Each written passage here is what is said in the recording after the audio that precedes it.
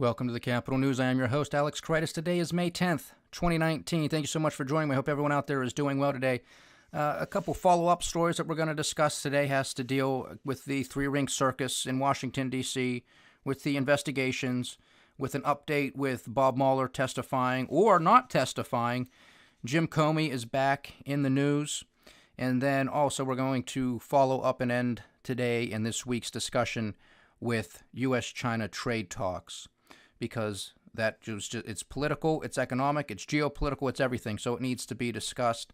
And I think it really warrants yesterday's question of whether we are in the midst of a constitutional crisis when it comes to the power that the President of the United States has, because we lost $2 trillion in global equity this week.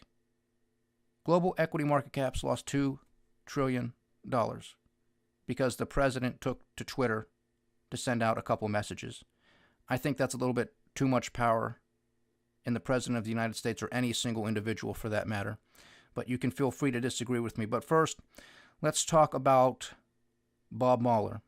Well, he was scheduled to testify next week on May 15th before the House Judiciary Committee. And of course, that is the committee that is chaired by Jerry Nadler of New York, one of the big vocal proponents of impeaching President Donald J. Trump and continuing, to investigate the president, his 2016 campaign, his current administration, and anything that the man has done over the past 40 years, maybe even the past 70 years, since the day he was born.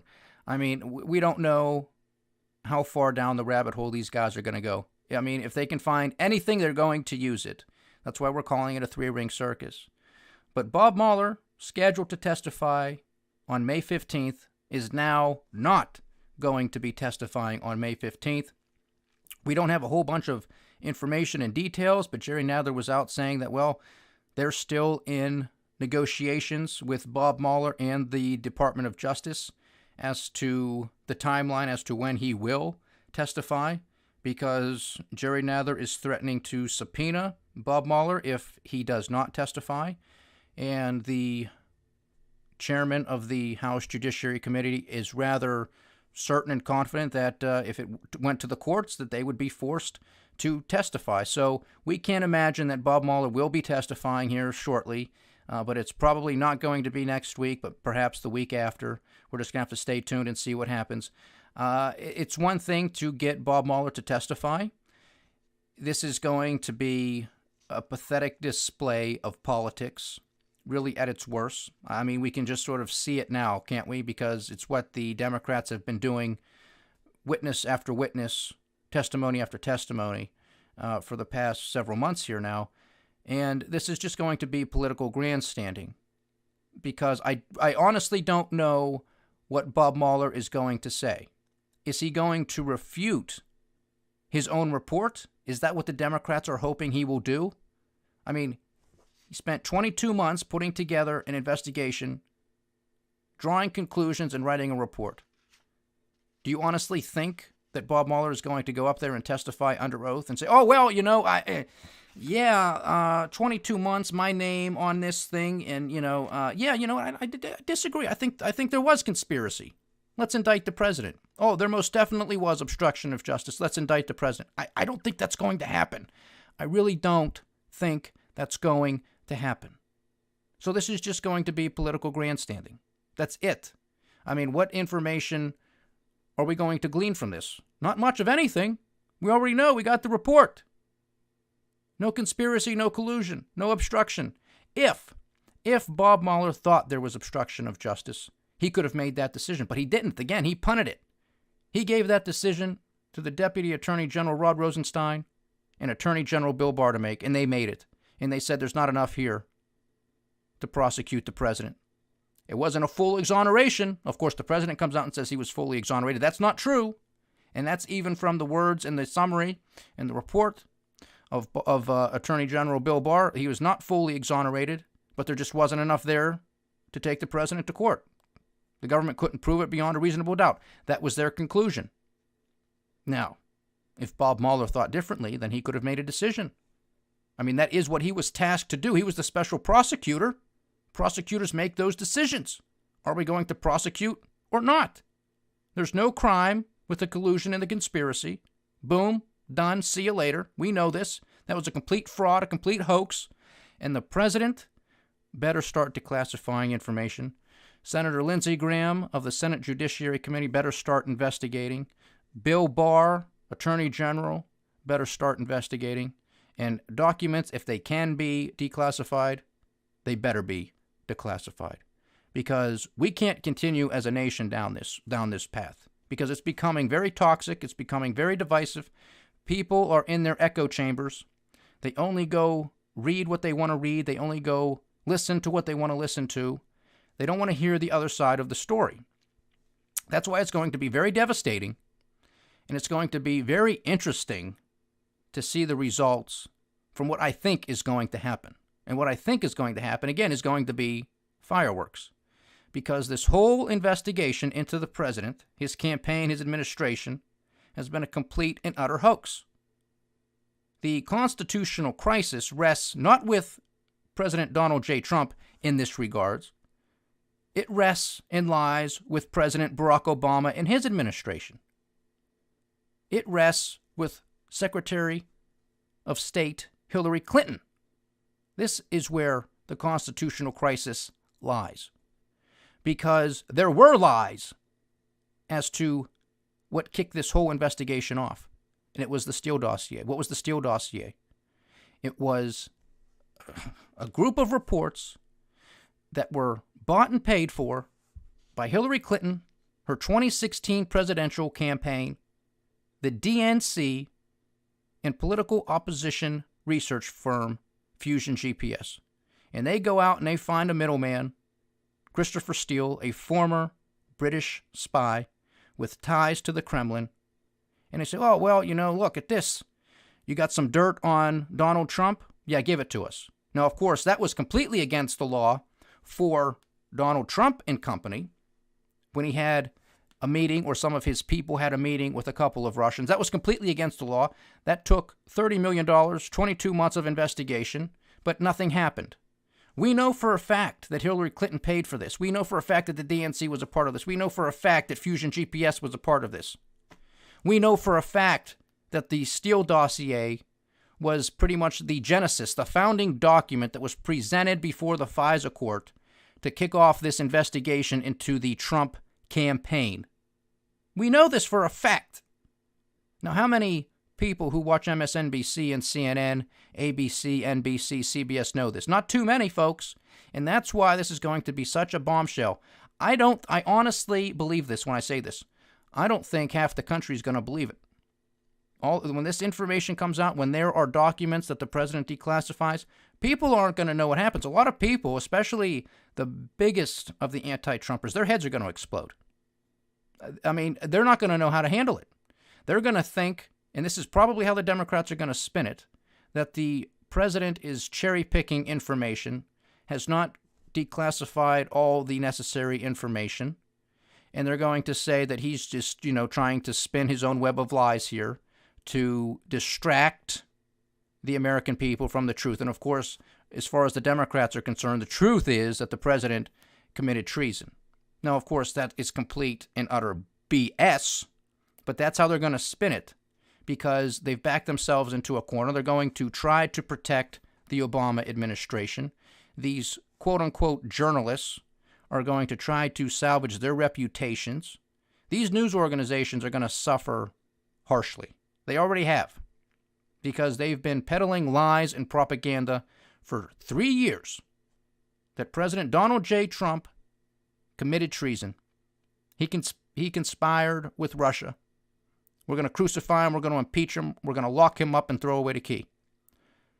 Didn't happen, folks. It did not happen. I have my issues with this president. You know them well. I don't like how he takes to Twitter, especially when it moves markets to this degree. I think that needs to be investigated because, that's a lot of money. $2 trillion wiped off this week alone. Not to mention how much was gained over the past several months with him coming out and talking on Twitter. Too much power in one individual, folks. Look into that. Did anybody in his family make out financially on this? Did they know he was going to tweet? Did he send somebody out to do something, make some money on this? A friend of a friend of a friend? That warrants investigation. The president's not above the law. He very well knows when he comes out to Twitter and makes these comments that the markets are going to move. It's a game, I'm telling you. He likes it. It's sport. It's fun. It's funny to him. I guarantee it. Otherwise, why would he do it so often? Because he likes it. He enjoys it. Now, I hope the president isn't stupid enough to do that and give somebody a hint that he's going to be taking to Twitter to make a comment. I really hope he's not stupid enough to do that. But to me, if you want to investigate him on that, knock yourself out, because he's clearly doing it. Markets are clearly responding, and people can become very, very wealthy if they know which way the markets are going to move. And if the president comes out with something positive, chances are the market's going to take off, which it has. And if he says something negative, the markets are going to sell off, which it has. So, you want to investigate? There's your avenue of investigation. But now, moving forward with Comey, because, the Bob Mueller thing, again, that's its own three-ring circus. It's politicized. Nothing new is going to come from it. It's going to be a disgrace, a public disgrace, but that's where we're going to go with it. There might be some interesting stuff if the Republicans, and I'm sure there's going to be some Republicans on there, Jim Jordan in particular, is probably going to come out and ask some really good questions. That's going to be the only thing that's going to come out of it, and I think that might be part of the hesitation, perhaps, as to why they're stuttering here, because maybe it is at the feet of the Department of Justice here for delaying Bob Mueller's testimony, or perhaps it's Jerry Nadler, because they're concerned that the Republicans during their question session are going to ask some really specific questions as to the genesis of this whole investigation and start to lay the groundwork for that. So it's going to be interesting. No ifs, ands, or buts about it.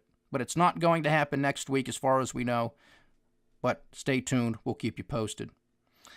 Jim Comey, former director of the FBI. Interesting that he's in the news, isn't it? Because we were reporting here last week and a half ago, that there were some reports, some rumors out there on the street that there was supposed to be a separate investigation into Jim Comey himself that was to be released, we thought, this week. That didn't happen. But surprise, surprise, Jim Comey is back in the news giving an interview with Anderson Cooper of CNN. And they talked about everything. They talked about everything the other day. Almost as if Jim Comey's running for president. All these issues. What do I care what Jim Comey thinks about a whole host of these issues? He's out there, folks, spinning his narrative of lies, pretty much, which is what he's been doing since he's left. He wrote a book. He needs the money for his defense fund because this man's in a lot of trouble. He's picking sides. He's trying to stick to his guns. He's trying to play it cool. He's just trying to get in front of the story because he knows what he did was wrong. He threw the book at Hillary Clinton but said, well, you know what? We have no reasonable prosecutors here at the Justice Department, so we're not going to do anything. We're not going to do it. Meanwhile, former Attorney General Loretta Lynch meets with President Bill Clinton on a tarmac in Phoenix, Arizona. The husband of the suspect, Hillary Clinton. There's nothing to see here. No problem. We're just talking about the grandkids and golf. Nothing. There's nothing shady. Nothing illegal. No bribery. Tit for tat. Don't prosecute. Hillary wins. You're the Supreme Court nominee. Or anything like that. Or you remain on as Attorney General. Maybe Jim Comey was promised. Don't come after me, and I'll bump you up to Attorney General or something else. Who knows? The tit for tat. It's the Clintons. It could be anything. Nothing is beneath them. They are as low as it gets. But nevertheless, Hillary's out there walking like a free bird. But Jim Comey was asked some interesting questions. Obviously, the Bob Mueller report was one of them. And asked if he thinks President Trump should be charged based on evidence in Special Counsel Robert Mueller's report. Former FBI Director James Comey said the Department of Justice should take a serious look at that.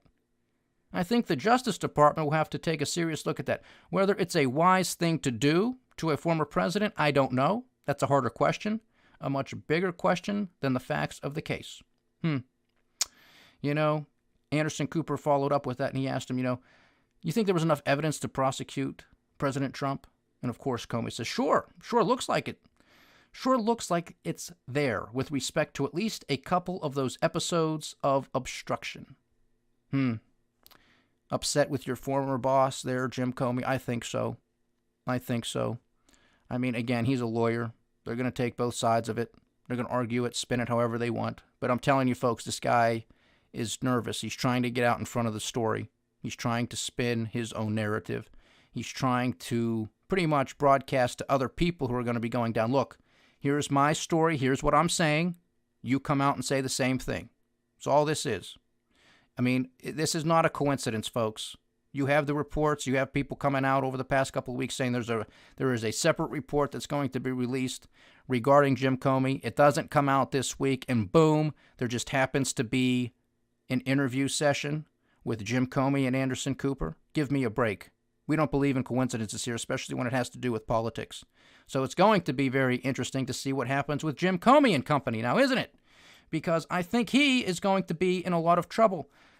Whether or not this was all of his doing, most definitely some of it was, but I think he was also put into a very bad position, mainly because of Hillary Clinton and her actions. I mean, she never should have been a nominee for the presidency. She just shouldn't have been with what she had done with the server and everything. And if people understood the law and just understood what she did, they would have locked her up. No question about it. If it was you, me, oh man, we'd never see the light of day again. But Hillary Clinton, this is the two-tier justice system we have. The president better start declassifying information. These reports, if they exist, better start coming out as well. The Office of Inspector General. I mean, we have, what do we got? We got 16 months to go before the election in 2020. I mean, this stuff isn't just going to happen overnight as to whether or not these people are prosecuted. So, I mean, let's get to it here. Let's get to it. And I hope there has already been investigations underway. And I have reason to believe that. And so do you, because we've talked about that. We just have to be hopeful that that's the case, because this two-tier justice system can no longer exist. You know, I argue against this president. What has he drained? There has been no draining of the swamp. He hasn't even drained the kiddie pool. So if he wants to start somewhere, I guess this would be a great place. But this is something that never should have happened in the first place, having a two-tier justice system. But at least if we can start bringing these people to justice, this is President Obama, this is Hillary Clinton, this is other members of the Obama administration at the highest levels, ambassadors, security advisors, John Brennan, James Clapper, Jim Comey, Andrew McCabe, you know the names. These people better be held to account. And I'm telling you, if you listen to them, they are nervous. They're shaking in their boots. Now, before we sign off here, I do want to read a couple more tweets from our tweeter-in-chief, President Donald J. Trump.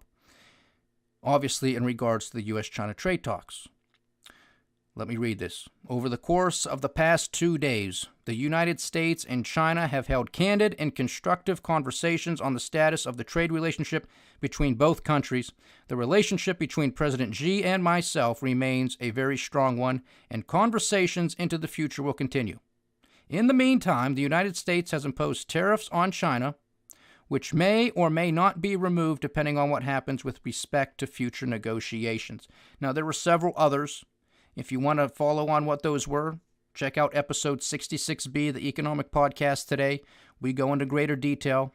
Basically, he was talking about the farmers, and that's something I do want to talk about because that gets a little bit more political, and I didn't mention that in the Economic Podcast, but he was mentioning farmers.